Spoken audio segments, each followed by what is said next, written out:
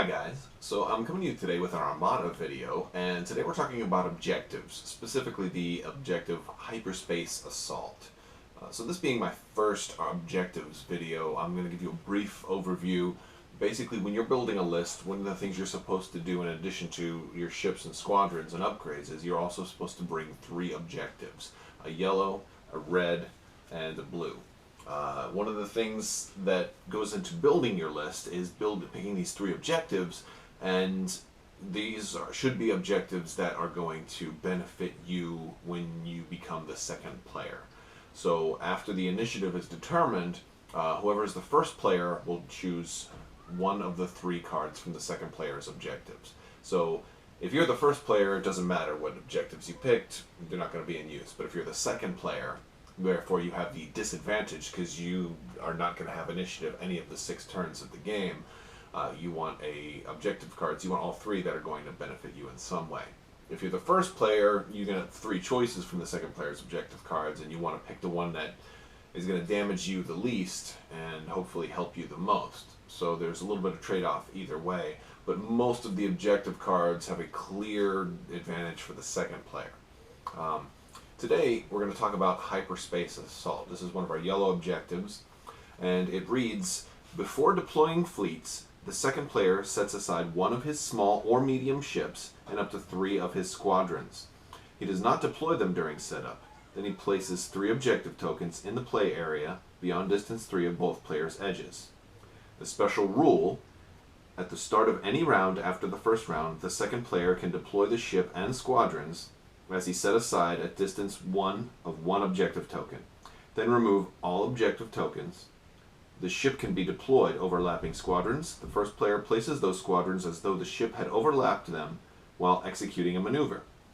If the second player does not deploy, he may move each objective token to within distance 1 of its current position. So that's a lot. Basically, I'm going to talk about it, the practical applications of it, what type of fleets it would work with, and some upgrades from either faction that have some natural synergy, or that can take advantage of this objective actually being in the game. All right.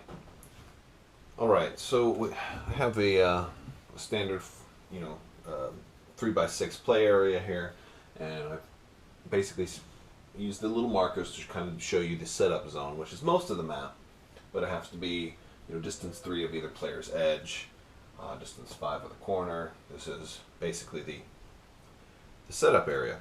So one of the things with Hyperspace Assault is the second player gets the first thing that he can do. This is before you deploy obstacles. Now, obstacles are your space station, your debris fields, and your asteroid fields. So the second player can... The first thing you have to do is pick one of your smaller medium ships and up to 3 squadrons. Now, it's important to note that the Assault Frigate and the Victory Star Destroyer are only medium ships. If the Imperial Star Destroyer, which is going to be a large ship, and the Home 1 Mon Calamari Cruiser that are going to be large ships. So every ship in the game right now is a medium ship or small. The Corvette and the Nebulon are small ships.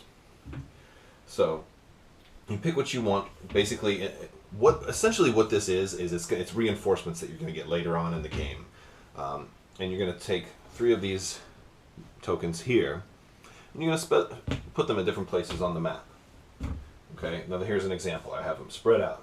You want them to be spread out because this is where any one of these are potential jump-in locations. Oh no! Potential jump-in locations for your reinforcements. Maybe I'm going to have this guy and 3 X-Wings. Well, I have 2 X-Wings here and an A-Wing squadron, right?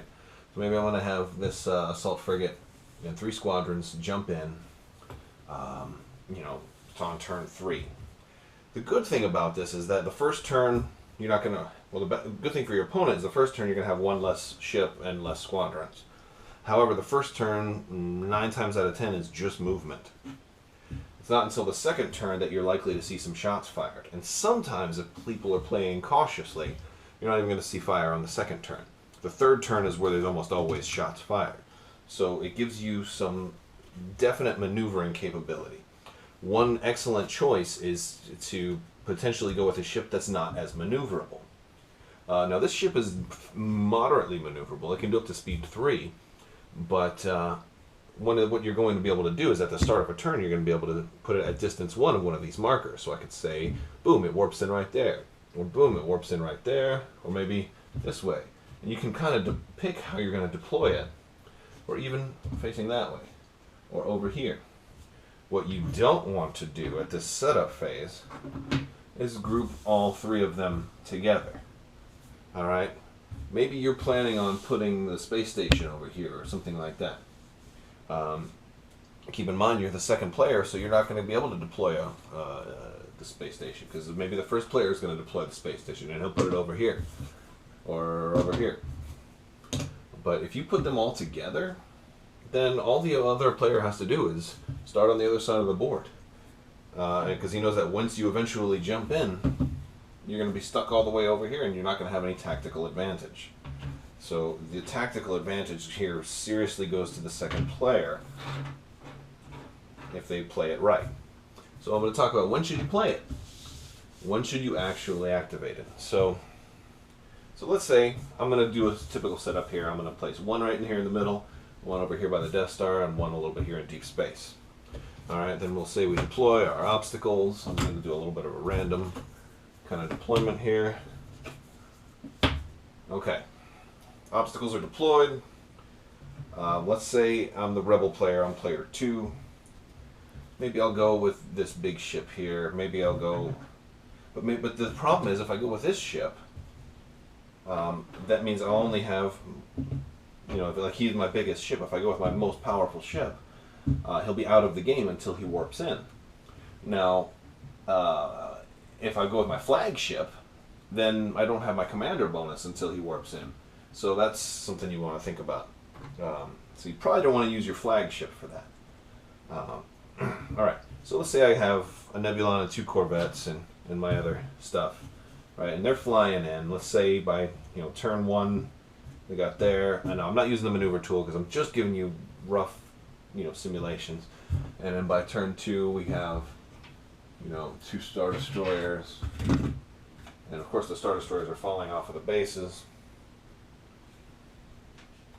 because that's just my luck, right? Alright, and we've got our ties over here. They're all grouped together. We've got Vader and Suntir Fel teaming up to be demons. Okay. So let's say we're looking at something like this after turn 1. Now, at the start of turn 2, let's say this is the end of movement after turn 1. Actually, I would not want to put my TIE fighters in front of my Star Destroyers directly. I kind of want to leave room so I don't bump my own squadrons. If this was the end, now keep in mind, don't put too much tactical thought into this. I didn't really, I just did it. If this was the end of turn 1, at the start of turn 2, before the first player, let's say the Imperial player is the first player in this case, before he activates his first ship, at the start of the turn, I can then decide, okay, I'm going to warp in. And now, in this scenario, I could maybe warp this guy in right here. He has to be range 1 of one of the markers. And he would fall within range 1. So, now, like, it's not like the whole ship has to fit within range 1. It has to be at range 1. So, at least one part of the ship has to be within range 1. Otherwise, you would have to, it would just say, if that weren't the case, you would have to overlap it. So maybe I'd go right here. This way I have a front shot on this guy and a side shot on this guy. Well, that's awfully nice. But maybe I want to get straight up behind him. Now from here, I can't really get fully behind him. I might have a single shot there. But then, I mean, it's not bad. This wouldn't be a bad way to go. Because I'd get a shot and then I'd be able to come around the, this way next turn. Keep in mind also, when I deploy him, I'm going to deploy him with a speed, too. So I haven't set his speed yet while he's in hyperspace. Or, in hyperspace, meaning out of the game. So depending on the situation, I can say, alright, he warps in and he's at speed 1. Or if I need him to go fast and flank around behind all of them, I can say, alright, he warps in, he's at speed 3. Or maybe I want to try and take out a smaller ship. I can warp in over here. Or if I want to warp in front of him, I could end up like right before this the space station at speed 1, so I end up like maybe spending 2 turns on there and helping repair any damage that I get hit with. If I decide I don't want to warp him in at the start of turn 2, I can then move all 3 of these guys 1 up to distance 1 from where they are. So that, like, basically a little bit of drift. Like, oh, our coordinates have changed a little bit. We had time to reroute. Or maybe I want this guy to go farther behind. And that's always a good idea with Star Destroyers. Stay out of their front arc, try and get behind them. So this is actually a really nice ability for the Rebel player. And if you space them out, your enemy's going to have to go kind of close to at least one of them. Alright. So, alright, so then if you choose not to, I move them. Let's say turn 3 happens. Boom, boom. You go up closer, boom, boom. And squadrons are all intermixed right here, right? Sure. Something like that. Okay. Well, from here, it surely looks like this guy's dead. Alright? Now, one of the things I have... Maybe I did a whole bunch of damage to this guy. Maybe he got a side crit, he got a good frontal hit, and this guy had like 3 crits or double the damage. Let's just say, for example, I got a whole bunch of damage on this guy. Now, one of the things I can do is, as a second player, wherever I decide to warp in, let's say that this one was here, wherever I decide to warp in, I have to remember that I'm going second. So if I position myself with a perfect shot of having, like, let's say, for example, this warp point was back here. And let's say I warped in right here behind this guy to have a perfect shot at him at just the right angle to get 2 arcs and just at range 1 or whatever. I got to remember that this player is going to activate first. So he can then just move this guy out of the way and, you know, take away my perfect shot. I mean, I'll still have a good shot because Star Destroyers aren't that fast. But maybe I put him right behind this guy. Well, this guy's much faster. He might be able to get out of the way. So one of the things I can do is I can use that to my advantage, though, and maybe force him. So maybe this guy's almost dead. So I know he's going to activate this guy first, because that's typically when you have a ship that's about to die, you want to activate it first. But maybe I warp him into just a perfect spot where he's going to blow up this gladiator here. You know, he's got a front and a side shot. And then his squadrons also, perhaps I put them, you know, to where they're not tangled up. I'll put like 2 X-Wings right here, so they're not tangled with anybody else. And then the A-Wing, maybe the A-Wing right there to keep that, you know, a nearby TIE fighter from getting to him. So now I have a really good chance, if this guy activates first, to blow this guy up. So now he has a choice. Both of these are liable to die first turn. And now he was going to activate this Star Destroyer first because it's about to blow up, but now he's like, well, now I need to activate this guy first, otherwise he's going to blow up. So that's one of the things that you can, you know, try to do. You definitely want to try and give yourself 2 shots, because if you give yourself shots on only one ship when you warp in, all they have to do is activate that ship first. You, of course, now, like I said, there are situations where they may want to activate that ship first anyway, or maybe you don't want them to activate that ship first, but that's one of the things that you can do. If you're playing Imperials, let me swip it around a little bit. If you're playing Imperials, and then the Rebels are the first player, let's say they're coming at you like that. Well, obviously one of the things I may want to do is maybe I want to take an Imperial 2, right? But he's probably, usually when I play, if I have a Victory 2, if I have a Victory 2, he's usually my flagship. Because he's the strongest, he's got the, people try to stay away from him because he's got the biggest frontal arc with the most damaging. Maybe I want to take a Victory 1 and have him warp in. And maybe I'll warp him right here, you know, or right here. I mean, and obviously it's going to depend where these things end up. I wouldn't really want to say you can move them. If you don't want to deploy them in turn 2, I can move them a little bit based on how the battle's going and move them turn 3. Moving these things also is a great intimidation factor on the board, because maybe I move it up front and he's like, well, I thought you were going to move it behind me. Maybe I move it in between 2 ships, right? Now, granted, I can only move it at range 1, or distance 1, so I can't move it very far. But considering that they can deploy distance 1 from that, it's almost like you're moving at distance 3, right? Because I may move it from here to here, here to there, and then I can deploy from there to distance 1, right there, and that would be the corner of my ship. So boom, and all the way from where it was right here initially. So you can get pretty far away from it depending on how you orient your ships. But you're coming in with up to 3 squadrons. The real disadvantage I see from this is that you start with, you have to do a couple of rounds of battle without the ship. So it is a trade-off. When it comes time turn 2 or turn 3, if you get to turn 4 and you haven't deployed it yet, you probably waited too long.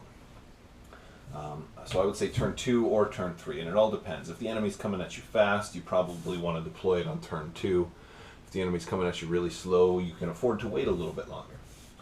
But I played a game with this, and the opponent waited like too long, and by the time they warped everything in, I think they had a Nebulon. By the time they warped everything in, I had already 2 full turns of focusing fire on a frigate without the extra return fire from another ship and its squadrons. So that's something you really need to keep in mind, is that ship's out of the game, so it's almost like it's dead. So there is that. So basically I think we covered kind of everything. Space them apart, because your opponent's going to have to, you don't want your opponent to be able to ignore them, because that's what your opponent would do if you put them too close together. Your opponent would ignore them. Or just the other. And you don't want your opponent to ignore them. You want to be able to move them a little bit. If you're not deploying, you can move them up to range 1. You typically want to get behind a ship. There are certain examples where you wouldn't want to get behind. Let's say your rebel player, let's say I have a Star Destroyer out there, and a rebel player's got 2 corvettes, and they're at speed 3 and or 4. Well, obviously in this case, I may not want to get behind, because the rebel player is then going to go first, because if I have the objective, that means I'm second player. Well, he can then just move this guy all the way out of the way, right? Or if it's only 1 corvette. If it's 2, then I'm going to be able to one-shot one of them. But suppose I warp in behind a single corvette. Well, he activates that ship first, moves nav up to speed 4. I then lost all 3 of those black dice I have. So if I was trying to get a corvette that I thought might take the first action, maybe I want to go right up here, because now from where I am here, I still have frontal arc on him, and I don't really need frontal arc on his rear because he's a small ship, although I could probably do it just like that. But what I want to do is be far enough ahead that even if he does even if he does a 3, in this case it would put him through a debris cloud, so that would be great. But even if he goes real fast, I'm still going to catch him. And you want to also look at what the current speed is, because they can only change it by 1. So it's not like they're going to go from 1 to 4 on you. Well, I suppose if they did a nav and had a nav token, then they could potentially go even faster. But maybe you want to go with a gladiator. This way you get to start with maybe most of your heavy firepower. And these are just sample builds. I didn't add up the points on these. I just put a couple of ships together. You can run 4 Victory Star Destroyers in a build if you wanted to. But however you want to do it. Now there are some cards that are going to definitely help have synergy with this. So I think the rebels have a slight advantage with this particular type of setup, especially with the really vulnerable rear arc of a Star Destroyer. But I'll talk about the Imperials first. Some of that I noticed is the Insidious. The black dice in your battery armament can be used at medium range only if you're attacking the rear hull zone of a ship. Well, there's a lot of black dice here, and that basically makes them long-range, very powerful weapons. So you could, in theory, take a gladiator, warp him behind some ships, and have, even if they move away, you probably have range on them with your black dice. So that's huge. Insidious would be really good for something like that. Dominator. I include this one, but this is almost my go-to card anyway. But this is the one that lets you drain shields, up to 2 shields from any one hull zone, and add them as blue dice to your attack pool if you're attacking at close or medium range. So it costs you some shields, but it's a close to medium range benefit of extra attack dice. It's so good on a Star Destroyer, because on a victory you're already rolling a lot of dice anyway, and this just gives you 2 more. This can even work on a victory 1, which doesn't really have blue dice, so it can give you some blue dice. So you can even roll, red, black, and blue, and so it's nice if you especially if you can force it into that position. Now, Rebel cards have some more that jumped out at me that seem like they're great combinations here. First is the Salvation title for Nebulon. When attacking a ship from your front hull zone, your crits count as 2 damage instead of 1. Obviously, the front hull zones were always where you're going to want to attack from. But after that initial approach, you may not always have, because they have kind of a narrow front side. So if you wait until the right time, you can line them up perfectly to where they're always going to have that. They're going to have that front hull zone shot for like 2 or 3 more turns. That's basically if you warp in, and you're like that on Star Destroyers, boom, you really get to take advantage of that title. So this would be a really good one if you wanted to warp in a Nebulon, which is probably one of my favorite ships in the game. It's kind of low point cost, and at range 3 head on, it's almost like a victory Star Destroyer. Alright, then in the Paragon title for a frigate here, Mark II. While attacking a ship you have already attacked this round, add a black die to your attack pool. So why is this one great? Because you can warp yourself not just behind a ship, but at any angle you want. So angle yourself at a diagonal so you get the front arc and the side arc on a ship. That's beautiful. You could potentially even, well, you can't really put 2 ships in that same thing. You kind of have to point your red line right at the ship that you want. But you're basically forced them to have to move first, and that's a great hand to be able to play. But yeah, you add a black die to your attack pool, so that's fantastic. And what's beautiful about this is they don't even have to be at close range when you add that black die. Even if they're farther enough away, you determine your attack pool based on range. But then after based on range, you have your attack pool. So this is like bypassing the determine range step. So that's, because you're just adding it to your attack pool. So that's really cool. And then the Urvaris, which is another Nebulon B, when you do a squadron command, each squadron you activate can attack twice if it does not move. Now, I did mention a couple of times, right? You get to bring some squadrons in with you. So perhaps you have your Nebulon here. He's the Urvaris.